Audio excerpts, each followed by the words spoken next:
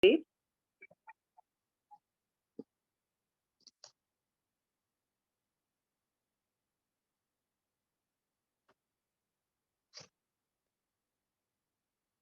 chapter, which section, which verse where did we stop yesterday? Mataji, 9th chapter is complete. You need to start complete. with 10th chapter. Oh, okay, fine. So the 9th chapter is really full of nectar, bhakti. It says that we should. And 10th chapter is also very exciting because it gives the opulence, the opulence of Krishna, absolute. Chapter 10, the opulence of the absolute. Mataji, I have a question, Hare Krishna. Yeah? Now, when you start the prayers, like when you say Namo Vishnu Padaya, you take the name of Jayapataka Swami, whom you said is your spiritual master. So, Yeah. any devotee who takes the Bhagavad Gita class, they have to take their spiritual master's name in place of the Bhaktivedanta Swami first, right, Mataji? Yeah. Bhaktivedanta Swami. But those who are have accepted Jayapataka Swami, then they should mention. And also, like disciples of Amoglila Prabhu, they'll say Amoglila Prabhu Namini, or is it like that? Amoglila Prabhu is not an initiating guru. Oh, okay, Mataji. I didn't know that. Those who are initiating gurus, their names. Okay. So at the end of the 9th chapter, what happened? Krishna described pure devotional service and how he reciprocates with his devotees. What was that verse? Engage your mind always in thinking of me, become my devotee, offer obeisances to me and worship me. Being completely absorbed in me, surely you will come to me. Krishna, with his most confidential instruction, Manmana Bhava Mad Bhaktu, engage your mind always in thinking of me, right? And become my devotee. Now, he will tell more the confidential essence of knowledge. Raja Vidya, Raja Guhyam. He said, no, in the first verse of 9th chapter, he says, I will tell you very secret. Raja Vidya, king of knowledge, all knowledge, and Raja Guhyam, secret of all secrets. And here it is essence of that knowledge. And what is that? The opulence of the absolute. And it's also called Vibhuti Yoga. And so Krishna describes all the opulences, his potencies, and what is his position.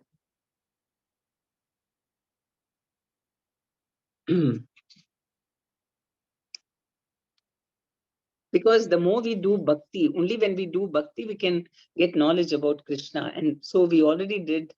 Krishna gave the method to get bhakti, and now he is telling about his opulences. Text 1.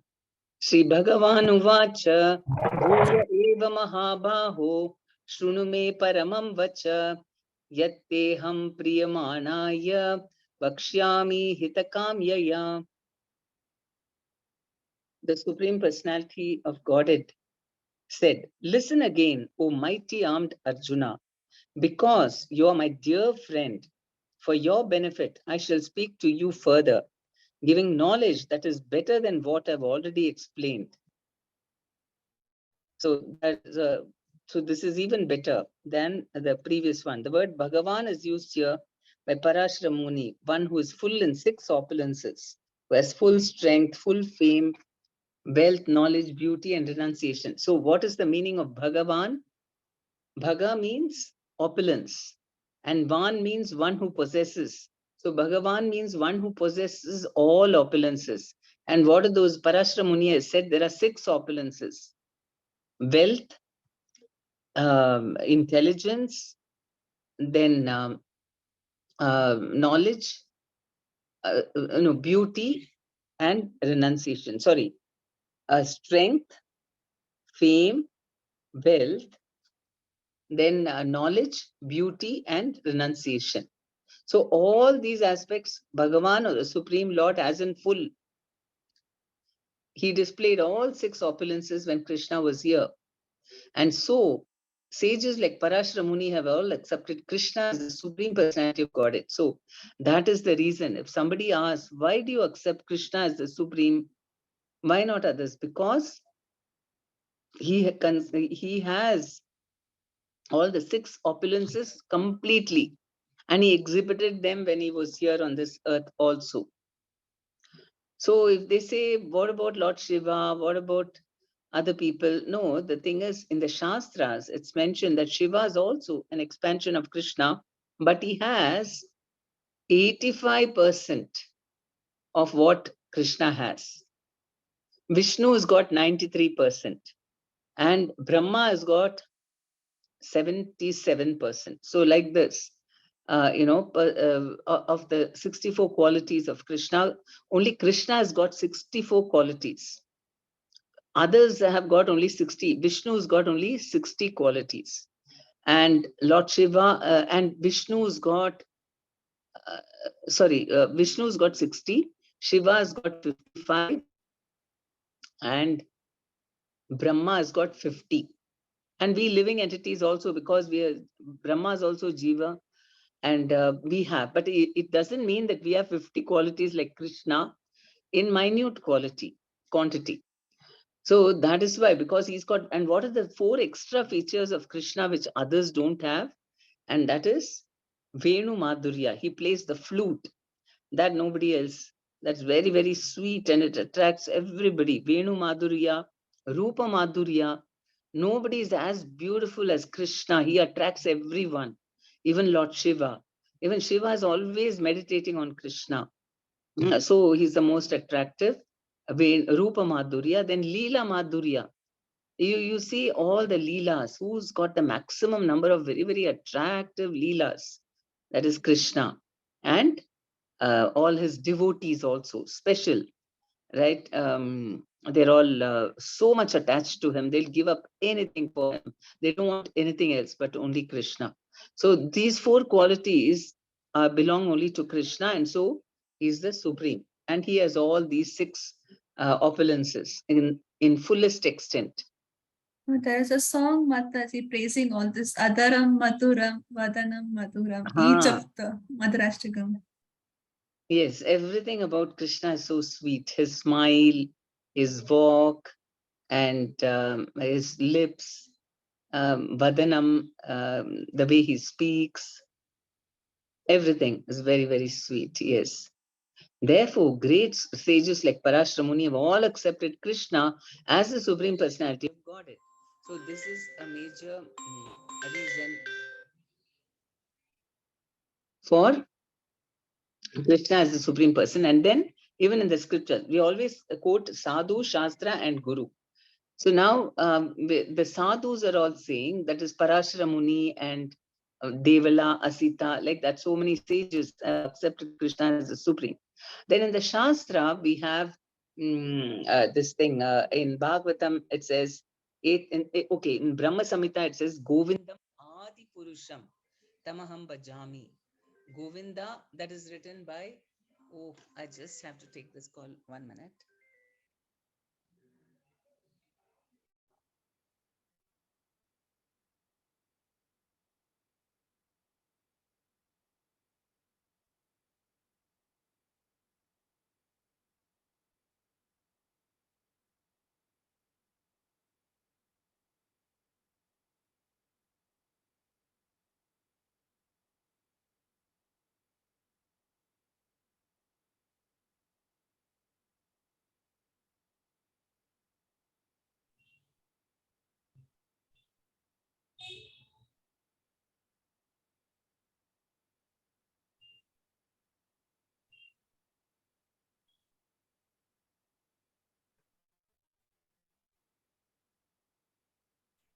No, she's not there. Hare Krishna. Maybe some call came or something like that.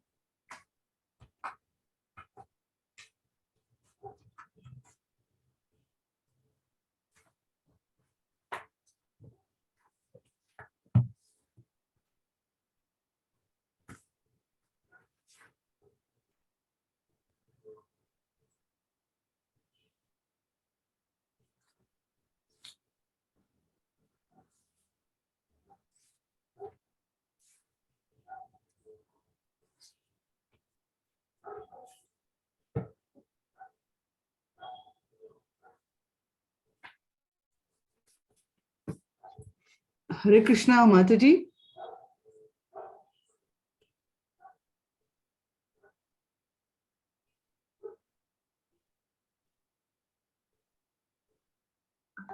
Hare Krishna. Hare Krishna. So You- sorry. Okay. I had to I take this thought. call, that's right. I'm very okay. sorry. Okay. Okay. So, and yeah, different. So Sadhu, Shastra, and Guru. So we have Sadhu saying, then Shastra, Bhajago. I mean, Brahma Samhita is saying Govindam Adi Purusham. He's the supreme. He's the original person. So from him, everybody has come. So that is one thing. And then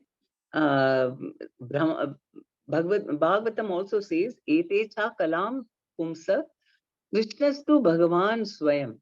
All these other incarnations which have been mentioned in the Bhagavatam are parts of Krishna or parts and parcels of Krishna. Parts of Krishna, but Krishna is the Bhagavan Swayam. He is the Supreme Person. So because of all these reasons, we accept Krishna as the Supreme. It's not that we just took a vote and decided that, okay, we'll all worship Krishna. It is absolutely because it's given in the Shastras and sadhus are also proclaiming that.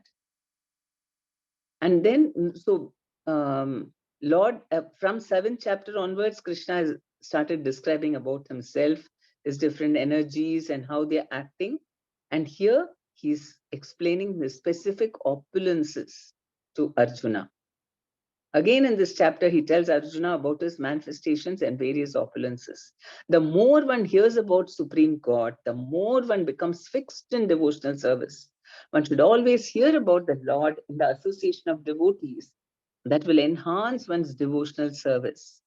Discourses in the society of devotees can take place only among those who are really anxious to be in Krishna consciousness. Others cannot take part in such discourses. The Lord clearly tells Arjuna that because Arjuna is very dear to him, for his benefit, such discourses are taking place. What is special about discussing along with devotees? Because when we are reading on our own, we might understand it from an intellectual way, academic way. Just what he is saying, okay, Krishna's got this opulence, energy. But when you're discussing it with devotees, then the devotional aspect, they will be sharing. And that will make us also, feel some love towards Krishna because he's so great, he's so wonderful, he's truly worthy of all our respect and love and our service. So okay, so that's the first verse. Mataji, I have a doubt. Yeah. Isn't Krishna an avatar of Vishnu? See, it is also mentioned like that. Why? Because, like, say in a school, the principal is there, and the principal wants to go visiting all the classrooms. Okay, now what is happening in the classes? So when he goes, he will call up the teacher, and the teacher will take the principal, and she or he will take him around and introduce, or talk about the children and like that. Okay. So does it mean that the principal is dependent on the teacher to visit the classrooms? No, he only appointed the teacher. But because the teacher is involved in taking care of the children, so when the principal visits, he goes as a guest. It doesn't mean he's the guest. He only is in charge. So in the same way, Krishna is the supreme, and from him only Mahavishnu comes. And Mahavishnu is in charge of taking care of this material world. So when he enters Mahavishnu, and then he comes as an avatar. Because in the material world, he's in charge. So he respects that. And he comes as a guest. But actually, Mahavishnu is an expansion of Krishna. Is that okay? Yes, Mataji, thank you. And Mataji, like we have the Divya Desams, right? 108 Divya Desams, where he's called by different names. So what about them and all, Mataji? Ranganatha Swami, Alvar Tirunagarai, and all that? Yeah, they're all this thing, what do you call, Narayana forms. They're all expansions of Narayana, of Vishnu. well, they're all four-armed, Oh, isn't it? yes. Yes, Mataji. So they're all from Vaikuntha Loka, where it is all the same person only. Krishna has just expanded himself, but it is one person who's just enjoying himself in different rasas. And he has Vaikuntha Loka set up. Why? Because there he's filled with, I mean, that is one mood he wants to enjoy. It's full of opulence and like a king and all the devotees. There is awe and reverence and servitude. They express their love like that.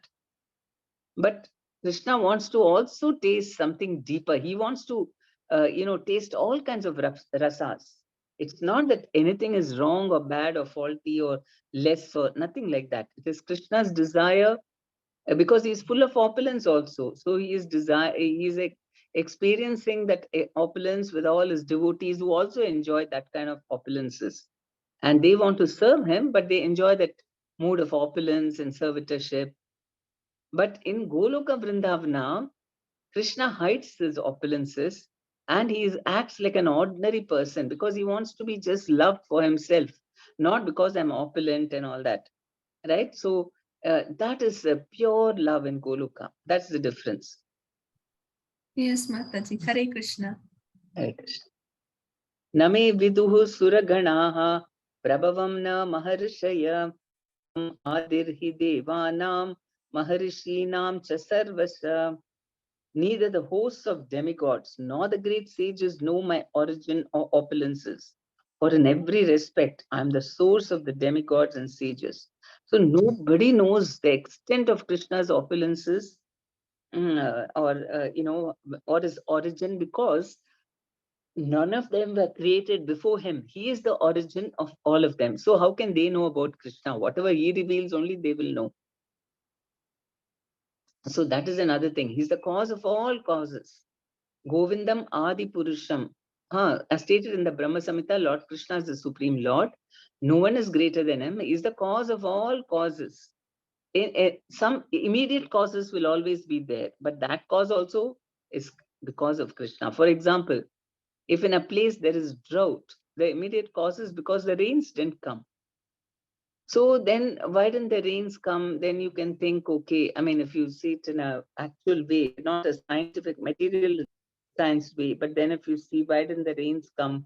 Because people didn't do proper yajnas. And then there are a lot of sinful activities. And then who's responsible for giving rain? It is Indradev. So somebody might say, okay, let us start doing yajna for Indradev. But then who, I mean, ultimately, even Indradev can give rain only if Krishna sanctions. That is why sometimes you go to the Devtas also, especially, for devotees, because Krishna is fully controlling them. Even for anybody, it's without Krishna's sanction, the Devtas cannot give anything. So that is why he's called the cause of all causes. Any cause you see in the material, everything, his original cause is Krishna. And even the demigods and great sages cannot understand Krishna. They can understand neither his name nor his personality. So what is the position of the so-called scholars of this tiny planet?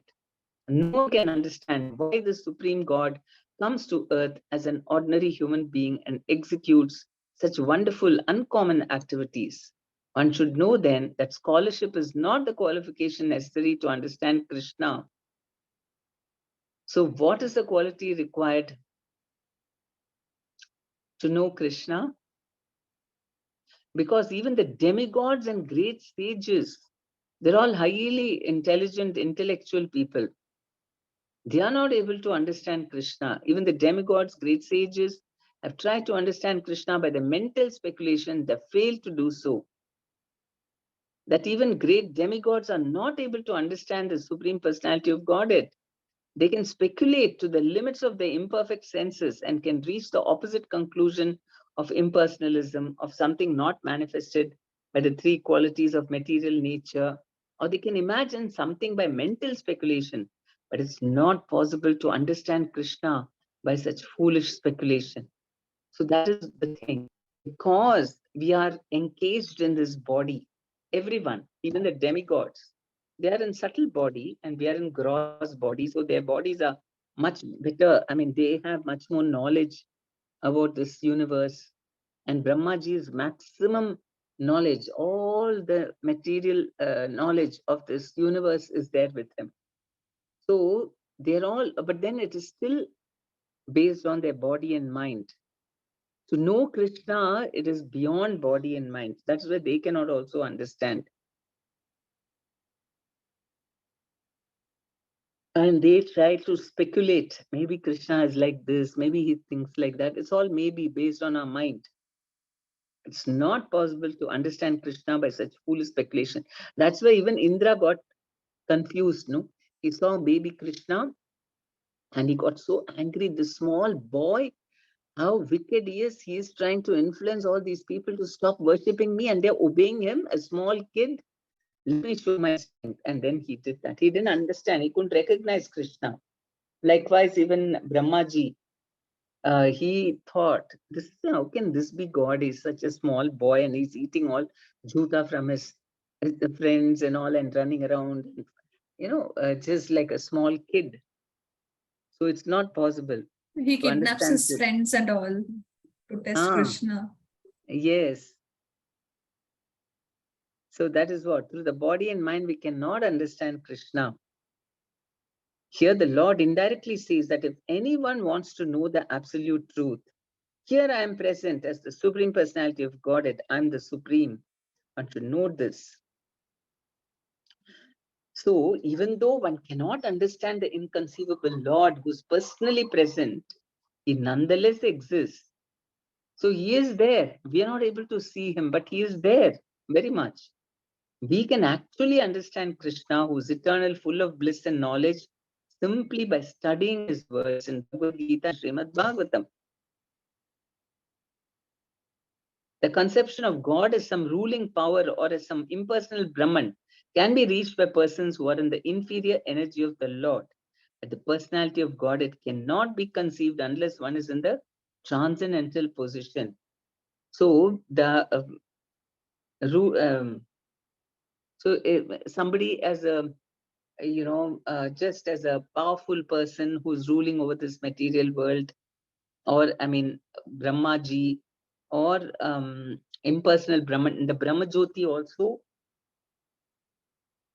from Maya we can slowly say this is not, the Brahman is not this, not this, not this, and then finally, okay, we reject everything and that is Brahman. You can go like that. But to go to Krishna, you cannot jump through the external energy. You have to switch and jump into the ship of internal energy and superior energy. And then this transcendental position, then you can understand Krishna. We can actually see him. And because most men cannot understand Krishna in his actual situation, out of his causeless mercy, he descends to show favor to such speculators. Yet, despite the Supreme Lord's uncommon activities, these speculators, due to contamination in the material energy, still think that the impersonal Brahman is the Supreme.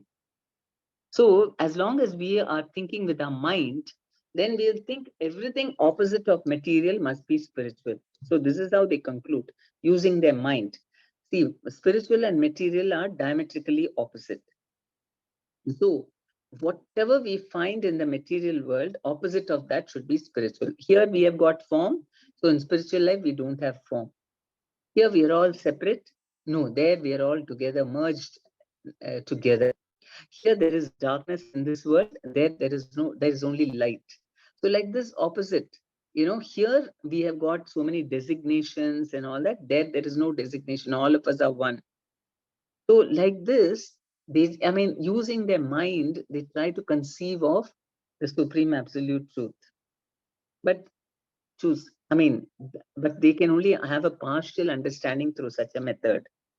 That is Brahma Jyoti level. That's all. They cannot understand Krishna. So because of that, he comes to show mercy, he descends to show favor to such speculators. But even though he is showing so many wonderful activities, because they are in the material energy, they still think that, oh, this is all Maya, this, and Brahman only is the supreme. So because as long as you're in the material energy, you cannot understand Krishna. And only devotees who have surrendered unto the Supreme Lord can understand, by the grace of the Supreme Personality,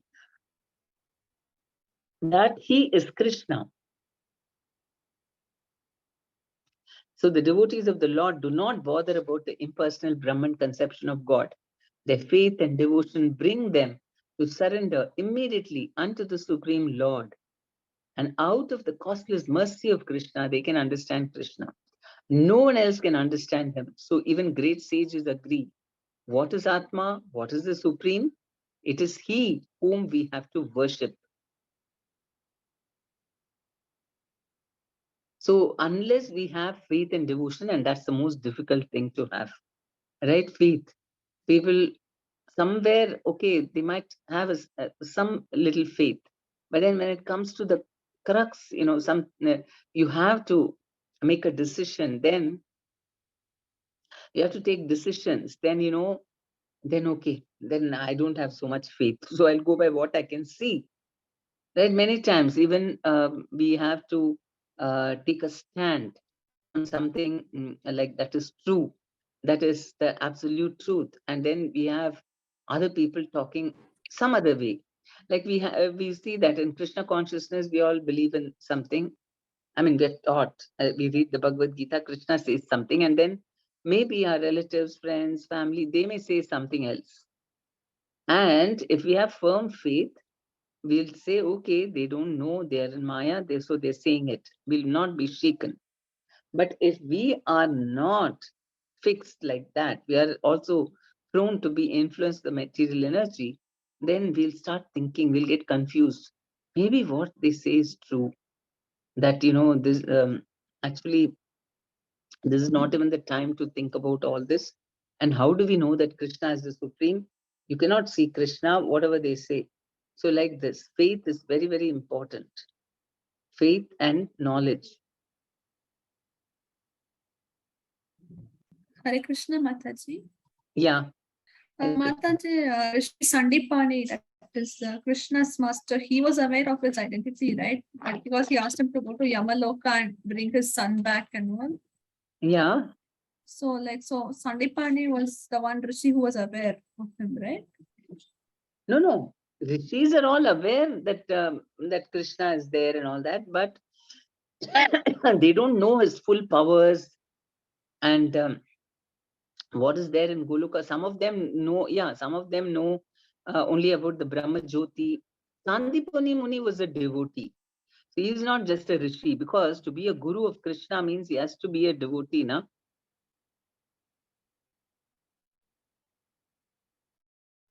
Yes, Mataji. So he's special. There are so Yes. many other Bhrigu Muni and the Sapta Rishis, like that. There's so many other rishis. Gautama Muni, like that. Yes, Mataji. Yomam ajam anadim cha vettiloka maheshwaram sammuda samartyeshu sarva pape pramuchyate. He who knows me as the unborn, as the beginningless, as the supreme Lord of all the worlds, he only, undiluted among men, is freed from all sins. So these are the things that we should know about Krishna, that he is unborn. There is no birth for Krishna. He's always existed.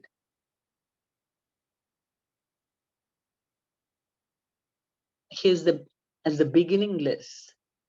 So there's no thing that once upon a time Krishna was born. No, Krishna takes birth here, but that is more like a past time. He's always existed. Always.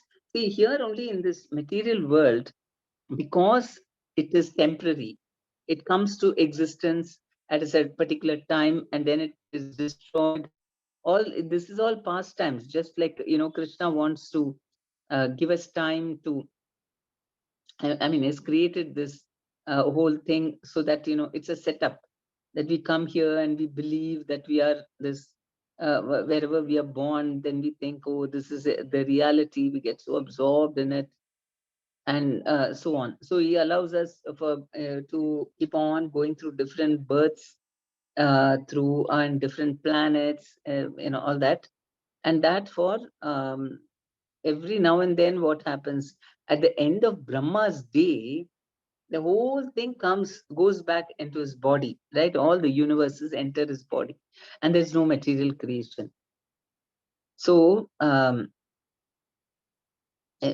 is why in the material world we have something called beginning and end, because constantly the material universe comes into being, again goes back. And that is why we cannot think of what is eternal. What is this eternal? Because here we see that there's always birth and death, this creation, destruction, whatever. There has to be. That's why we have a time, because we have this creation and we have a destruction. That is how time can be calculated. But if there is no creation and no destruction, how will you this thing? There is no beginning only. So where will you start the time ticking from? Where will you create your historical records? There's nothing like that. I've always existed means there's no question of time only. I'm never going to die. And ever in the present. Okay, so that is why it always seems very fresh and new for them. It's not that, oh, we did it so many times, yeah, same pastimes with Krishna. Now let us change, yeah, let's go somewhere else. It never happens, because every moment is, fresh. Like just for the sake of pastimes, they also have night and day and all that. But actually, they don't need sun and moon and all over there, because Krishna's body is so effulgent, and all the devotees are also very effulgent. But the entire planet is lit up because of Krishna's bodily rays. All the Brahma Jyoti is coming from him. So, that's why there is no time. So we have to understand that he's unborn, he's the beginningless, as the supreme lord of all the worlds. He only, undiluted among men, is freed from all sins. Because how can we be free of sins just by knowing this truth? Then we know that Krishna is only controlling everything. So we will take shelter of him instead of attacking other people and saying, because of you, I'm suffering. It's not true. Okay, somebody may be an immediate cause of our misery, but who's the cause of all causes? Krishna. That person is also harassing us because we deserve it. In some way, we did something in one of our lives, and so this person has been sent, to harass us. So that's why we should not get upset, because a devotee always, he accepts that whatever, Krishna gives, it's all, Krishna is the cause and he knows why he is doing. So he accepts because he knows that he is the controller. Then we will become, yeah, sorry to interrupt, Mataji. Please accept my humble obeisance. yes. Mataji, as you are telling, it is okay we accept Krishna as the cause of all causes and everything. As we are suffering, it's okay. It's because of Krishna. No one is response, or either that act is done to or ordered by Krishna. Like something we connect to Krishna, whatever is happened to in our life. What about our own emotions and what about our own thoughts, Mataji? How to control our mind and our emotions? Our emotion. Okay. So these emotions are all coming from where? From the mind, right? And then we have our senses also. So we have to regulate them. Then only we can control them. That means now, because we are identifying with them. So then we are born in a particular way, particular natures, particular desires, and things don't happen the way we want, then we get angry, right? But that's why by chanting Hare Krishna mantra, a minimum rounds every day, then gradually we'll understand that I'm not this body. So then you'll not be affected by what the body is.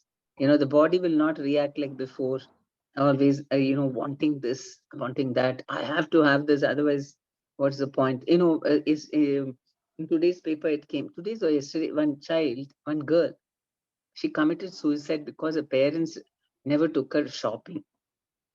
No, I don't know what. Maybe they didn't want it to. Maybe she shopped a lot and took whatever she wanted from the mall, and that's why they never took her. I don't know, but she killed herself because they never took her shopping. So, like this, when we are attached to sense gratification, because the body, why many people love to shop, right? Because it gives them some gratification, seeing so many things in the shop. Even if they don't buy something, they like to go window shopping. They like just to see, and of course, they love to buy also. And nowadays, with all this payment gate and all that, you can buy just like that, even without carrying cash. And so, just left, right, and center, they want to go and buy. So that's again indulgence, right, of the senses. So if we indulge like that, it becomes very difficult to control. So we have to regulate. What? Mataji is going to interrupt. Actually, maybe some people may have some attachment to even one person also, Mataji. If they even ill-treat them and if they see them as low, uh, they can't bear, Mataji. How to overcome this, Mataji? What do they do? Like They they may treat you feel lowly, Mataji. A person who you're very low, close to, low. suddenly they'll turn against you. Yes, exactly. Am I right, Raji Mataji? Yes, yes, yes. You are right, Purika Mataji. What is that? Somebody is? If some, of course, Mataji, can I take example of you, Mataji? I love you very highly, Mataji. Sometimes, whereas you put me as low, I feel very depressed. It's not about the thing, right? I'm, uh, I'm attached to one person. If they treat like that, if they ill treat us, how to overcome this, Mataji? Is that Uh, attachment beyond this, or else is that what I can say? Uh, is that the nature of other person, Mataji? How to take and how to overcome about this? okay. So what did It's Chaitanya not Mahaprabhu about the say? thing, right? Yes, Okay. Mataji. Yes. So I will tell you how Chaitanya Mahaprabhu has said how to overcome this. Because actually, what is this insult and all? It is something, I mean, first of all, okay, I'll tell you from a material point of view first, then I'll tell you the spiritual. I mean, it's not material. You have to have the spiritual understanding for that. Oh, Kala Mataji, you can hear now? You said you can't hear. I never saw it. Yes, Mataji, it was earlier, Mataji, Hare Krishna. Okay. When you received a call, Mataji, then. Oh, okay. Yes, Mataji, Hare Krishna. Okay. So even how do you build up self-confidence? Most of the time, you see, our mind is active. We cannot understand other people's minds, right? I don't know what is running in your mind. You cannot know what's running in my mind. But you may imagine, your mind may say, no, actually, you know what, she's thinking like this. And we believe it. We believe our mind completely. Whatever the mind says, yes, it must be true. So sometimes what happens, it may be, I mean, it may be direct insult also. We may be right in thinking of it as insult. Sometimes it is also imagined. Maybe they never meant to, they're not insulting you, but you think it's an insult. Whatever it is, these are all mind games. That's all. But are you the mind? You have got, you're very unique. Okay. Some people may do that because of their own insecurities. Somebody who's very secure now will never try to insult others. Why should they? It's human, it's totally inhumane. Human nature is somebody who's humane will be very nice to everyone because we're all part and parcel of Krishna. Okay, that understanding is very important to have real self-confidence. Some people have self-confidence because they dress up well or they will wear the latest brands. They try to do that and then they walk and they'll get trained. You walk in this particular way and you look at people and shake hands very vigorously.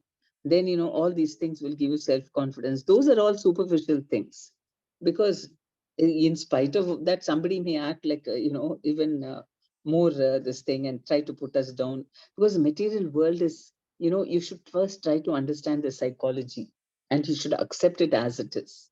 Here we're all like, really, we are all come here with that disease, and that disease is each one thinks he has to be God. I want to be God. So everyone is in that mood. And what do? They want to put other people down. It gives them a sense of superiority. Why do people criticize others? Because then they feel, I am superior to them. So even this envy or insult and all that, it is because of some insecurities, some kind of disease it is. So you should not look at yourself from their vision, because they have their own insecurities, so they look down on people.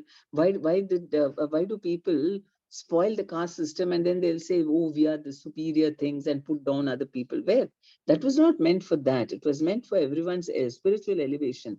But they took away the spiritual part of it, and then they used it to feel superior over others. So this is the need of everybody. Okay, they want to feel I'm superior to others. Now you accept it. This is how it is.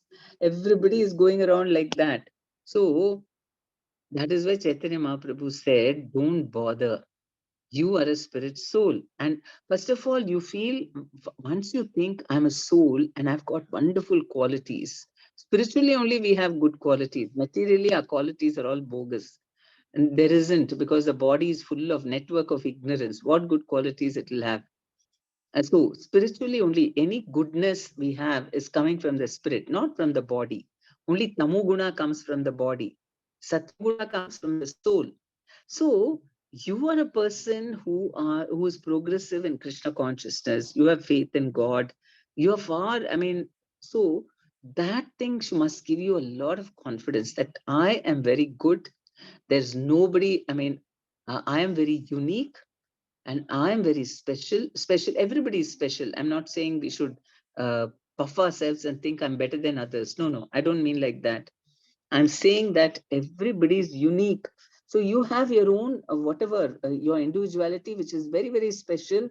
And you have a purpose to your life. You're born with a purpose. For Krishna has got a purpose for you. You've got a goal in life. You're very special. You can also do something really worthwhile in this world to satisfy Krishna. So you're very special. So don't at all bother what other people say, unless they've got some sense in it, what they're saying. Or if with well-meaning people might tell you, oh, this is wrong, then okay, you should listen. But if simply out of envy, most of the time people do this out of envy, or they feel threatened, or they think you insulted them. Maybe, sometimes this also happens. Maybe you never meant to insult them, but they imagine that you insulted them, that also. So it just goes on and on, because we cannot understand each other's minds. That's another reason. So you can be like Chaitanya Mahaprabhu said, you identify yourself as a servant of Krishna, and you'll feel, on the material platform, you'll have no need that I should be glorified. Everybody should praise me. Nobody should insult me. All this is material conception. The minute you think I'm a servant of Krishna, then, oh, Krishna loves me. And how can there be anything wrong with me? So whatever they say, just let it bounce off. Okay. And you be very nice. See, that is in your power. You have no power to change others, but you have power to change yourself, right? So you cannot stop people from talking. They may be talking nastily. That shows their weakness, their disease. But you don't have to be like that, right? So even if they are insulting, then either you keep quiet and then you not be affected. Okay, something they're saying, it doesn't matter. Then they'll stop. They'll think, oh, this person is not even affected. Or if you have to speak something, you speak in a very nice way, to them, and their hearts will be touched, because the soul is like that. The soul is always full of love, always very humane and very respectful, service-minded, loving. That's the nature of the soul. Now, if somebody is showing all other qualities, that means they're very materially attached. That's what's happening. There's nothing wrong with you. So why should you feel upset when there is nothing wrong with you? Who curses off? I should try to come out of it. Yeah, because you get angry. That's when you have to remember Krishna and think that no, curses are very bad, because most of the people are suffering because they got curses from their previous life. Somebody cursed them. It's very bad. Just imagine, out of some helplessness, some kind of anger, we curse, and for that they have to take so many births and suffer that. So definitely, yeah, it is a tendency we get when we are angry. Easiest way is to curse somebody, but no, you can if you bless them, you can instead bless them. Oh Krishna, please make them Krishna conscious, and give them proper understanding. You can bless them instead. Just like Narada Muni, when the Nalakuvira and Manigriva, they behaved abominably. They were just standing naked in front where he was passing by, and they didn't even look at him, so much in Tamuguna. And Narada Muni thought, these people are too proud because they are sons of Kuvera and so rich, and they're misusing all the wealth. So let me curse them. Let them become poor, like trees. Shamelessly, they're standing naked here. Let them go and stand as trees. And then they begged. Suddenly they realized, and then they fell at his feet. And he said, okay, I'll give you blessing that Krishna will come there, and you will see him. He will liberate you.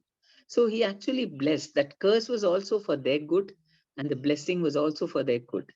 So that is very good. He cursed, but then it was for their welfare, because they were behaving the same. But most people, they just to vent off their anger, they do that. And it's very bad. They will suffer so much without anything redeeming, not for purification, but unnecessary suffering. So when we know that people are suffering, and they are doing it out of ignorance, insecurity, bodily attachment, and then you should remind yourself, and then the wholesome way, it's to go within and see, who am I? I'm a servant of Krishna, and I'm whole and perfect. There's nothing wrong. And when I'm acting as a servant, I'm whole and perfect. There's nothing wrong in what I do. And if somebody is saying they cannot relish it, they cannot appreciate it, what can I do? It's their problem. In this way, you can always maintain your self-confidence, and you can be kind to them, even if they were to approach you. And Krishna is taking care of all this. Okay, you don't have to worry, because in this world, there are always Asura type people. Now, what to do? We can't, we have to exist in this world, and we take shelter of Krishna. Okay. Thank you so much, Yes, Mataji. Hare thank you so Krishna. much, Mataji. Hare Thank you, Krishna. Mataji. Dandavat pranam. Dandavat pranam. Thank you, Raji Mataji, also. Hare Krishna. Okay.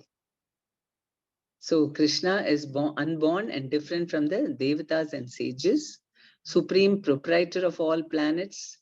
Realizing this truth makes us undeluded and sinless. He is the controller, and I am part of him. So why I should be afraid?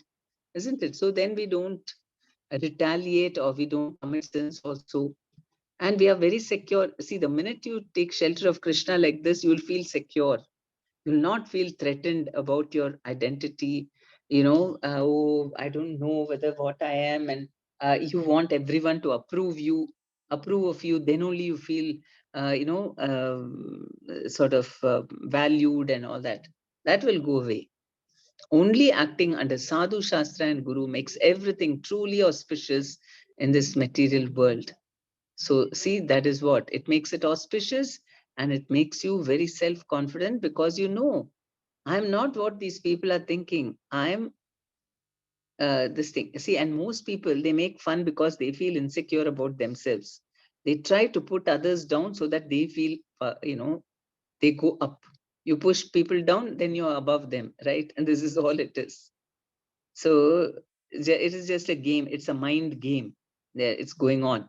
Now, if you join in their game, you will also get polluted. All the time you'll be worrying about this and that. So that's why we have to use our intelligence, come out of that. We want to be free from this, narrow vision, thinking I'm just this body. Imagine we are engaged in this body, and we are just quietly suffering it out. Imagine, it's really like a prison house.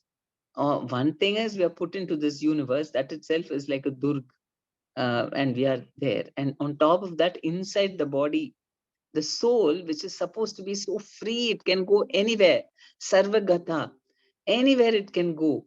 And that soul has been engaged in this body, and we cannot go wherever we want. Only limited this thing, something we have. So that is why. And that's why if we know Krishna as the unborn, as the beginningless, as the supreme Lord of all the worlds, he only, undiluted among men, is freed from all sins. Whenever we want something, we just take shelter of Krishna. That's it. This was the words Vyakti Loka Maheshwaram indicate, okay, that one should know that Lord Krishna is the supreme proprietor of the planetary systems of the universe. He was existing before the creation. He is different from his creation. All the demigods were created within this material world. But as far as Krishna is concerned, it is said that he is not created. Therefore, Krishna is different even from the great demigods like Brahma and Shiva. And because he is the creator of Brahma, Shiva, and all the other demigods, he is the supreme person of all planets. Sri Krishna is therefore different from everything that is created, and anyone who knows him as such immediately becomes liberated from all sinful reactions. One must be liberated from all sinful activities to be in the knowledge of the Supreme Lord. Only by devotional service can he be known, and not by any other means, as stated in the Bhagavad Gita. One should not try to understand Krishna as a human being. As stated previously, only a foolish person thinks him to be a human being. This is again expressed here in a different way. A man who's not foolish, who's intelligent enough to understand the constitutional position of Godhead, is always free from all sinful reactions. So that's the main thing, that he's the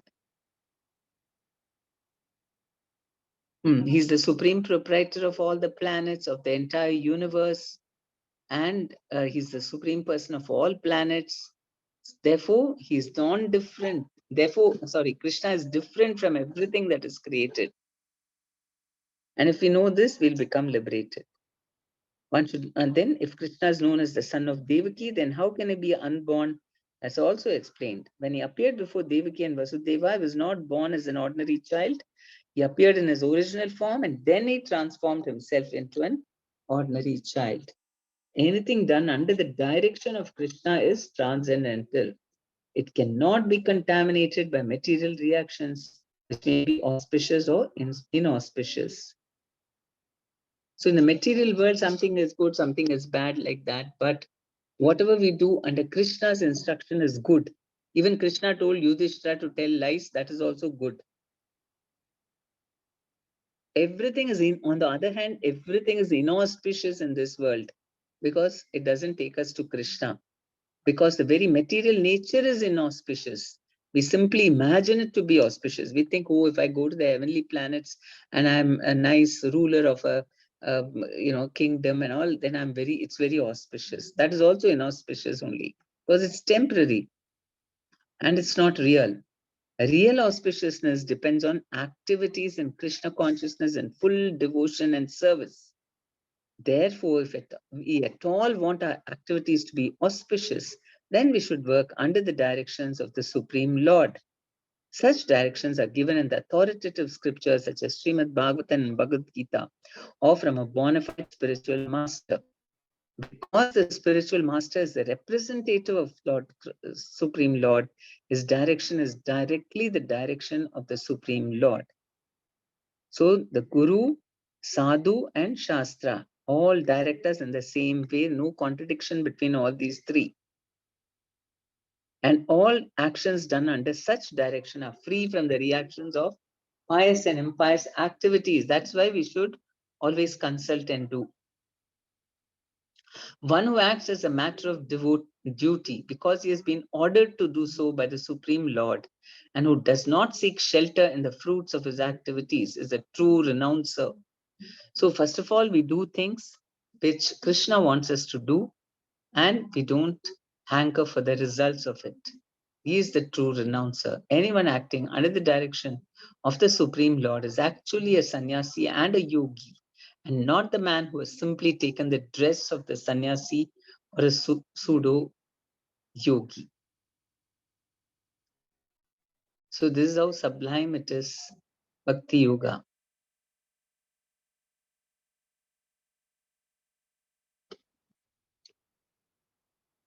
So just by knowing about Krishna, we will be freed from sins, from all sins. And once we are free from all sins, that means we're transcendental and we can go back to Godhead. Okay, I will stop now. Any questions or comments?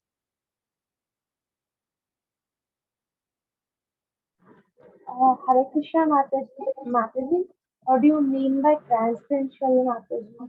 Actually, I mean, the transcendental is in the way of we behave, or else we pray, or else or else what karma we do. What that pleases Krishna much more to be transformed to transcendental Mataji. Actually, for me, your voice is breaking. Can somebody just repeat the question? Mataji? Yes, Mataji, for us, How are you? it's not clear.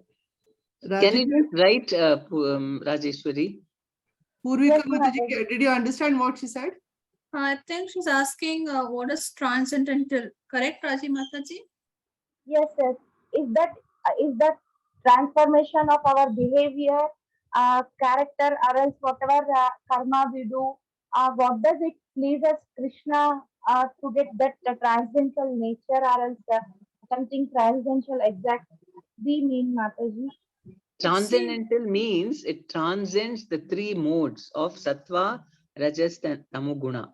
So it is beyond material modes and it is spiritual. It is the same quality as Krishna. It is in the spiritual energy.